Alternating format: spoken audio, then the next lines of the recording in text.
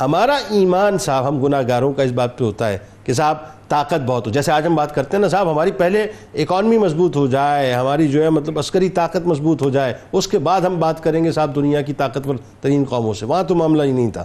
وہاں تو معاملہ یہ تھا کہ تیقن اپنی تلوار پہ بھی نہیں تھا، اپنی ڈھال پہ بھی نہیں تھا، سرکار علیہ السلام کے منہ مبارک پہ تھا.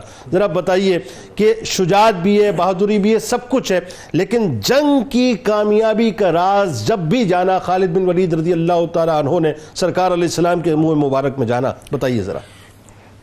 جنید بھائی، سب سے پہلے تو میں آپ سب کو لے کے جانا چاہتا ہوں جنگ یرموک کے میدان جنگ کے.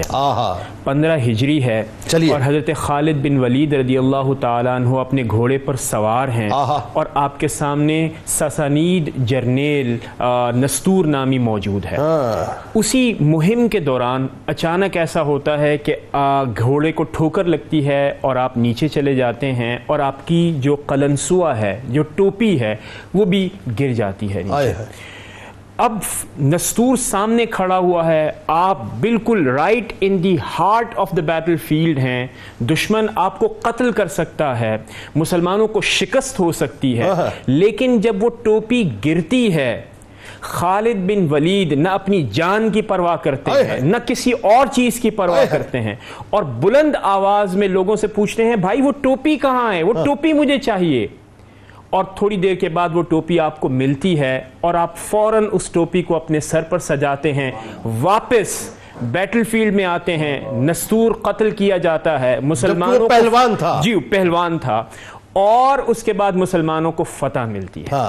جب جنگ ختم ہوتی ہے تو صحابہ کرام اور دیگر جو آپ کے معاونین ہیں وہ دریافت کرتے ہیں کہ آپ نے تو پوری جنگ کی ٹیکٹکس، اس کا تجربہ، مسلمانوں کی ہر چیز کو آپ نے ایٹ رسک رکھا ہوا تھا، وجہ کیا ہے؟ اس ٹوپی میں ایسا کیا ہے؟ حضرت خالد بن ولید فرماتے ہیں اس ٹوپی میں بڑا راز ہے. اور وہ راز کیا ہے؟ وہ راز یہ ہے کہ وہ یہ کہتے ہیں کہ میں نے ایک بار حضور اکرم صلی اللہ تعالیٰ علیہ وسلم کی معیت میں عمرہ ادا کیا. عمرے سے فارغ ہونے کے بعد حضور اکرم صلی اللہ تعالیٰ علیہ وسلم نے اپنا سر منڈوایا، اس کے بال تھے.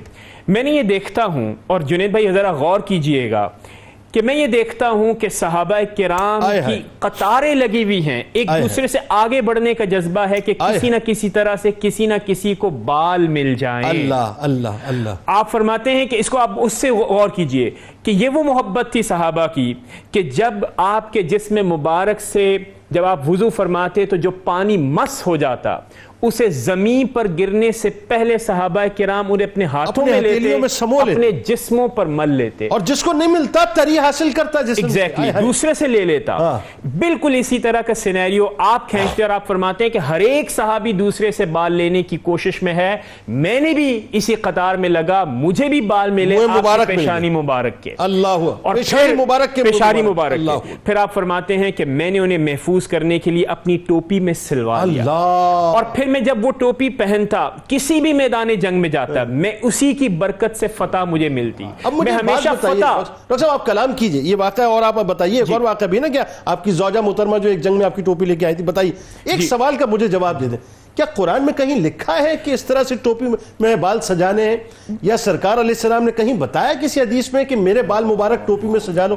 صحابہ نے کیا، کیسے کیا، اور سرکار نے انکار بھی نہیں کیا. دیکھیے جنید بھائی، دیکھیں بعض چیزیں ایسی ہوتی ہیں جو کہ نہ کتابوں میں آپ کو ملتی ہیں، نہ آپ کو اس کی طرف توجہ ہوتی ہے، لیکن صحابہ کرام سے ہماری محبت اور دین کو سیکھنے کا جہاں دیگر پہلو ہیں، جہاں قانونی ہیں، جہاں اخلاقی ہیں، وہیں وہ عشق ہے جو کہ صحابہ کرام حضور اکرم صلی اللہ تعالیٰ علیہ وسلم سے فرماتے، اور اس کی انتہا کے مناظر ہمارے سامنے ہیں جو کہ ہمارے اندر ایمان کا رس گھولتے ہیں. اسی وجہ سے آپ دیکھیے کہ جو آپ نے سوال کیا، تو آپ کا سوال تو یہ ہے کہ یہ فرض ہے، کیا یہ واجب ہے، کیا یہ سنت موقدہ ہے، غیر موقدہ ہے، یہ نفل ہے، یہ کیا ہے؟ یہ قرآن کریم کی کس آیت میں یہ کہا گیا کہ آپ تمام مسلمانوں کے اوپر یہ ضروری ہے کہ آپ حضور اکرم صلی اللہ تعالیٰ علیہ وسلم کے بال مبارک ملے، منہ مبارک ملے، اور آپ اپنی ٹوپیوں میں سجائیں، اس کا احترام کریں، اس کا احترام کریں. میدان جنگ میں جنگ آپ پر مسلط ہے، موت کے سائے منڈلا رہے ہیں، آپ کو کسی چیز کی پرواہ نہیں. آپ کو پرواہ ہے تو حضور اکرم صلی اللہ اللہ تعالیٰ علیہ وسلم کے مس ہوئے ہوئے پانی یا آپ کے بال مبارک کی پرواہ ہے؟ یہ وہ جذبہ ایمانی جس نے مسلمانوں یہ جذبہ ایمانی ہے، یہ جذبہ ایمانی ہے، یہ وہ عشق ہے جس میں صحابہ کرام گندے ہوئے تھے، اور میدان جنگ میں دشمن کئی گنا ہوتا، اس کے باوجود بھی آپ کے پائے استقلال میں کبھی جنبش نہیں آتی۔ یہ وہ عشق ہے، یہ وہ محبت ہے جس نے مسلمانوں کے اندر یہ روح پھونکی ہوئی تھی۔